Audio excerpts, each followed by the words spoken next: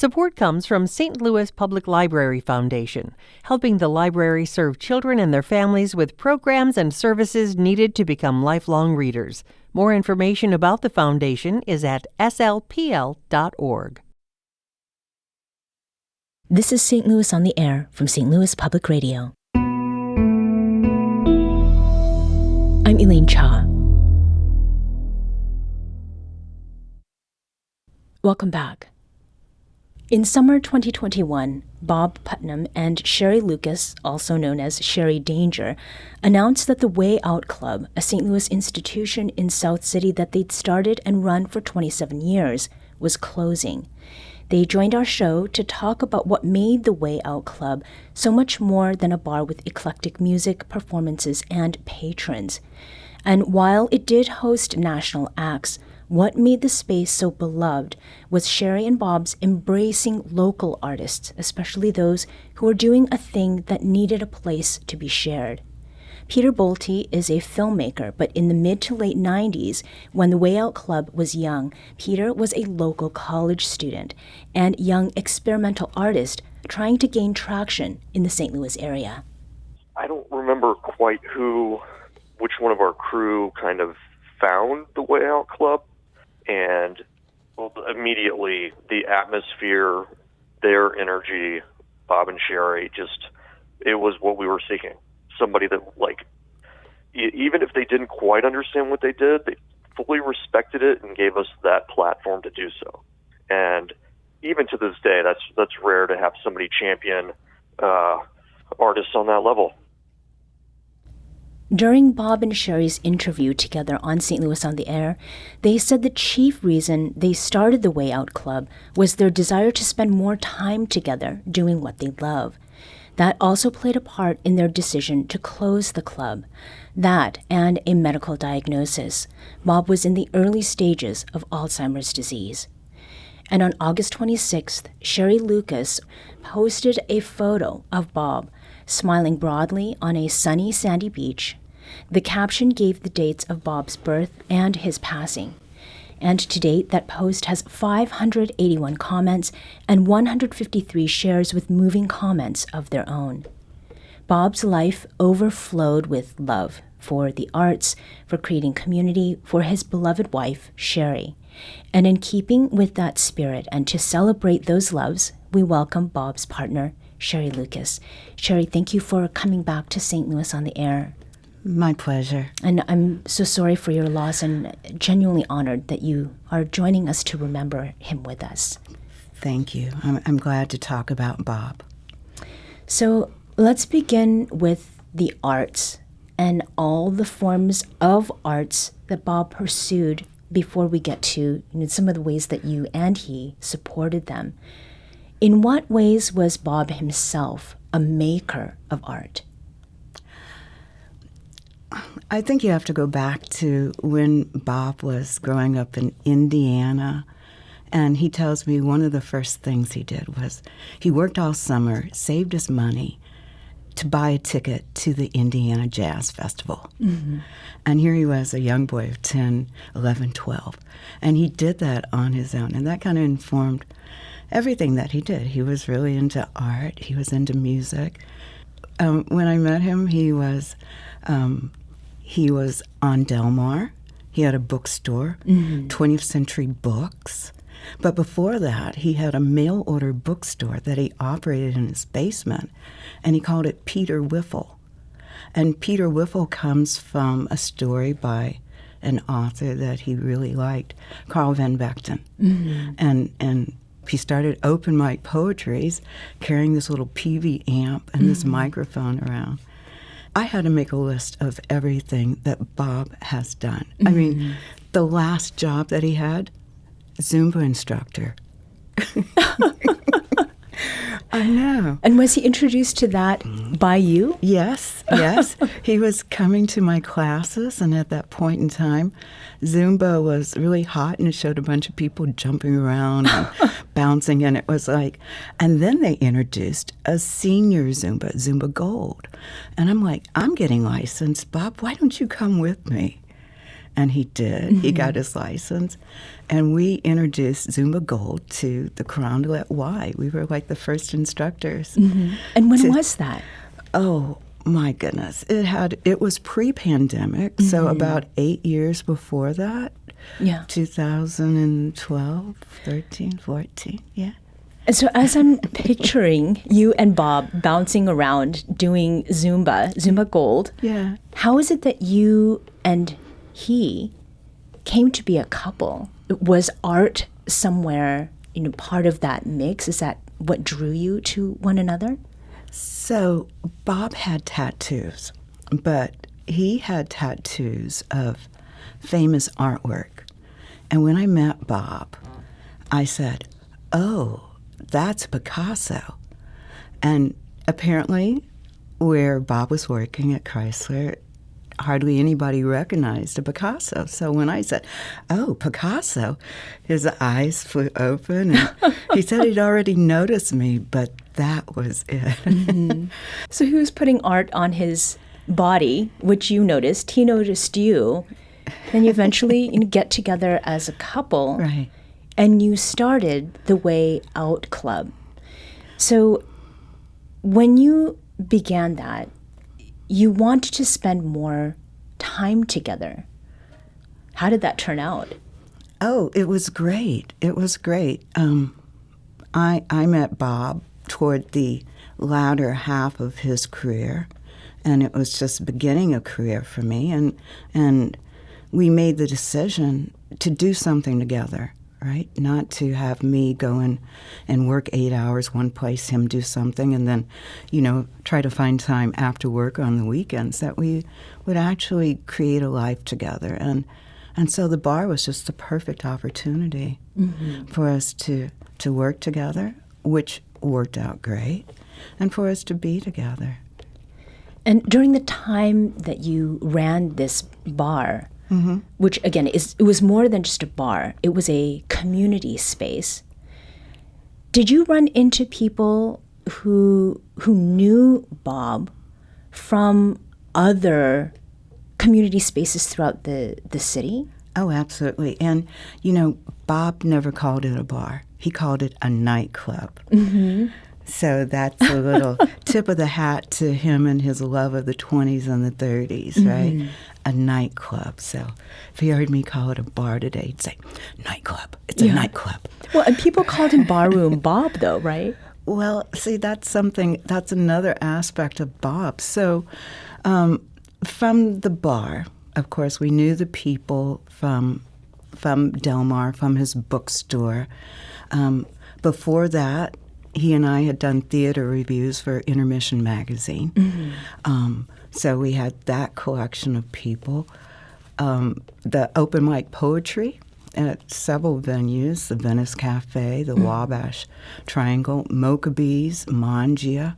So there are a lot of different places that a lot of different people came from.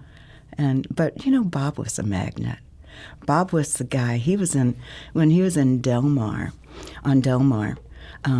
he started a little broadsheet with some friends, and it was a broadsheet on the arts.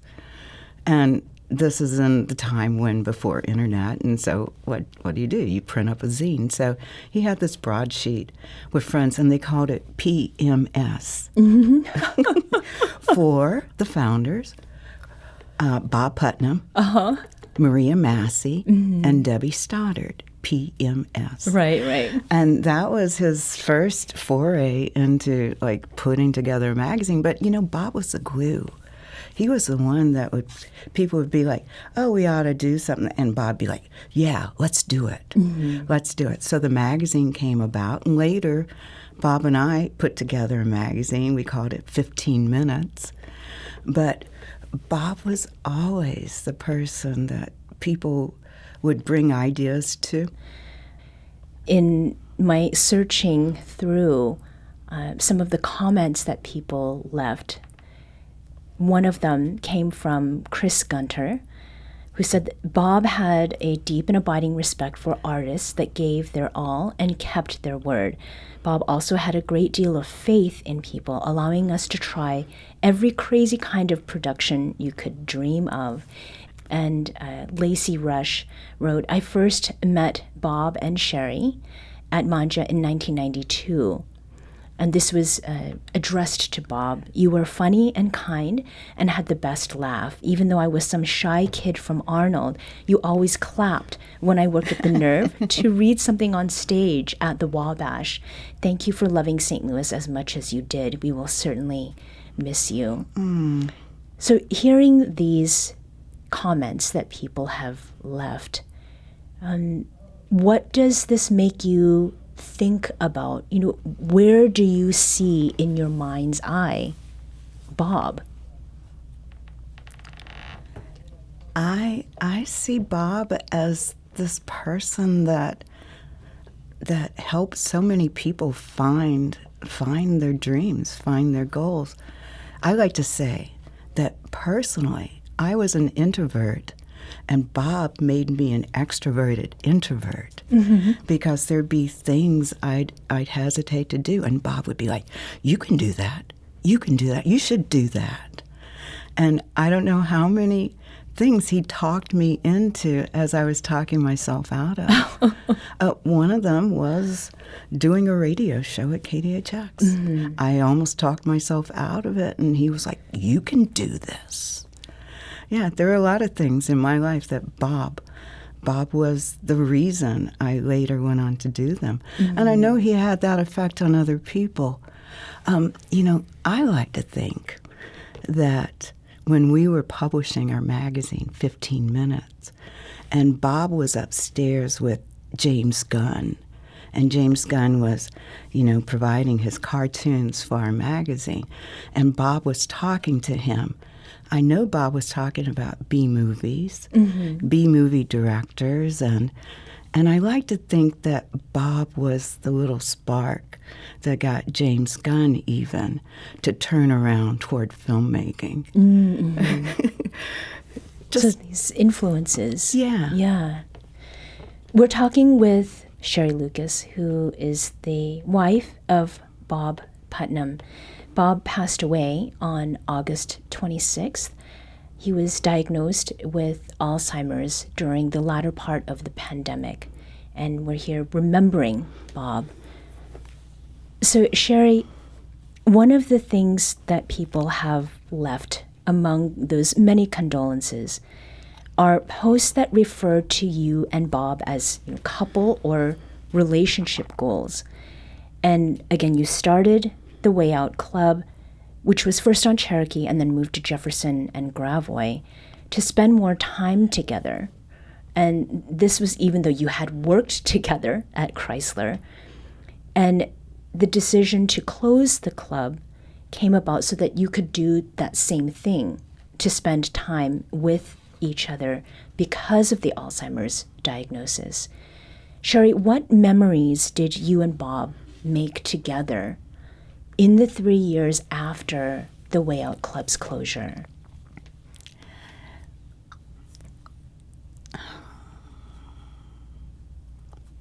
Wow.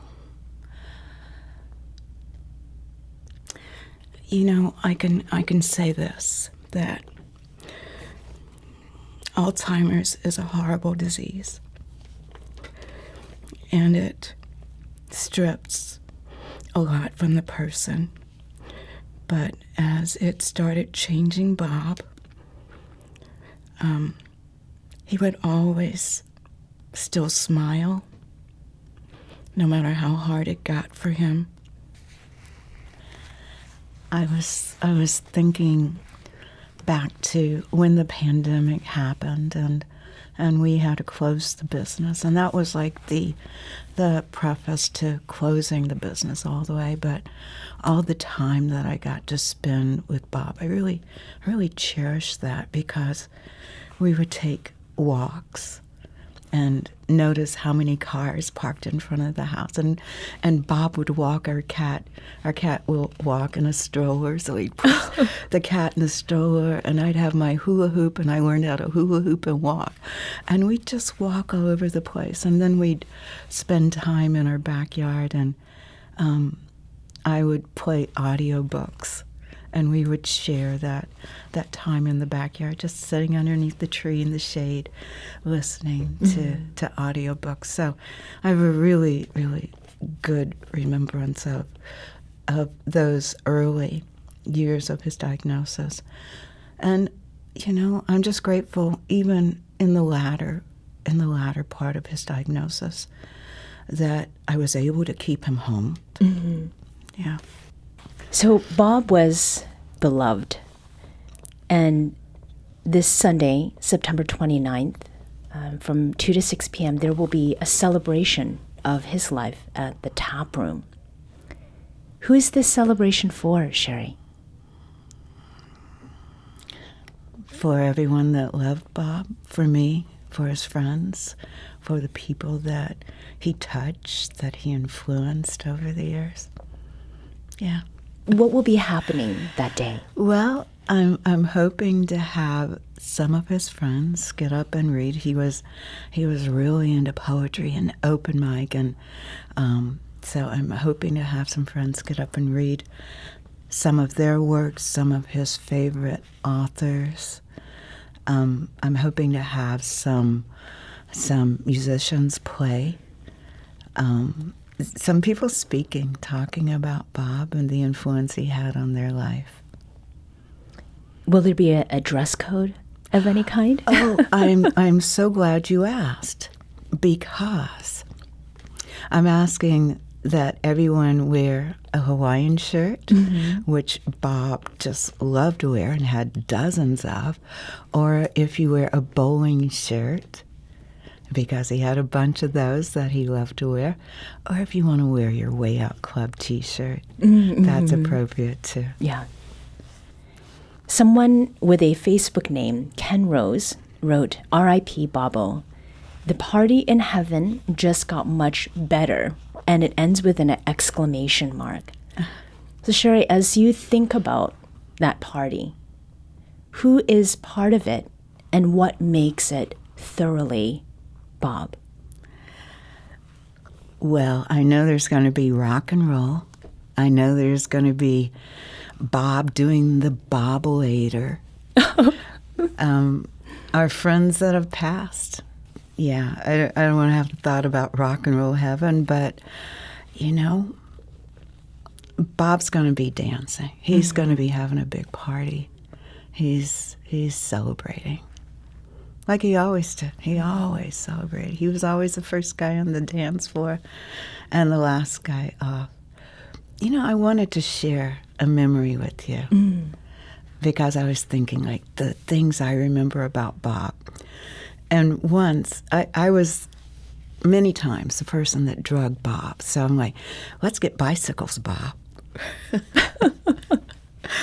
And he's like, okay. So I got his bicycles, and we started riding, and we'd ride to the landing for 4th of July and Labor Day. And I remember one time we rode to the landing. We're at the bottom of the hill, and we have our bicycles, and we're going to go up to the top where the music is. And I get off my bicycle and start walking my bike up the hill. Bob is on his bicycle, and he starts pedaling and pedaling and pedaling. He doesn't downshift. His wheels aren't going woo, woo, woo, woo, super fast. This is on the landing, bottom to top. He's pedaling. I'm walking beside him. I'm like, Bob, you're really going to ride that? He's like, yep. And he keeps pedaling and pedaling. And it's like at least a block, maybe 2 blocks up the steep hill. And he's on this bicycle, and hardly breathing, right? He's not, no, he's just steady pressing the pedals down and climbing this hill. And when we get to the top, I'd been so fixated on Bob, I didn't notice everybody around us was watching. And he got this amazing applause and my cheer. goodness. Yeah. And that is one of my most cherished memories of Bob, climbing that hill from the bottom to the top without shifting gears, just steady grinding up that hill.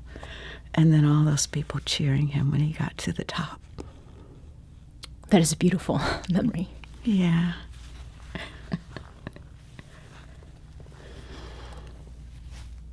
He was a special guy. He brought out the best in me. I am so lucky to have a man like that I look back, he genuinely adored me. He adored me. He encouraged me. I'm pulling it into myself. He encouraged me, but I know he encouraged so many other people. Sherri Danger Lucas is the wife and life partner of Bob Putnam. Bob was diagnosed with Alzheimer's disease in the latter part of the pandemic and passed away on August 26th. A celebration of his life will be held at the Tap Room from 2 to 6 p.m. on Sunday, September 29th. Sherri, thank you so much for talking with us about Bob and sharing some of those really poignant memories and all the love that made him such a cherished friend for many generations of St. Louisans. My pleasure to talk about my Baba.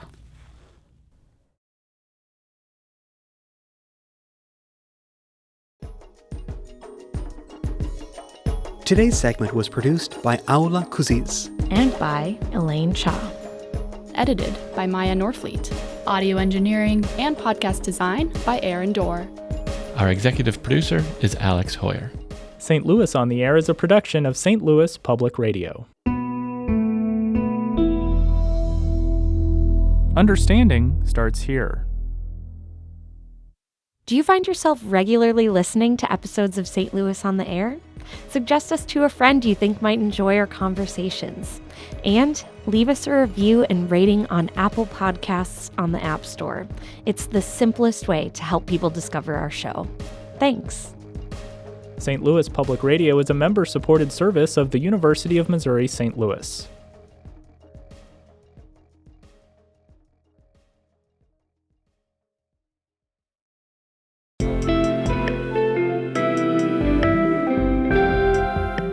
The Gateway brings you the day's news each weekday from around the St. Louis region and the state capitals in Jefferson City. Our schools are accredited. We don't need this bill. And Springfield. How many more years must pass before lawmakers see time is of the essence? I'm Abby Larico. Join me each weekday for The Gateway on the STLPR app or wherever you get podcasts.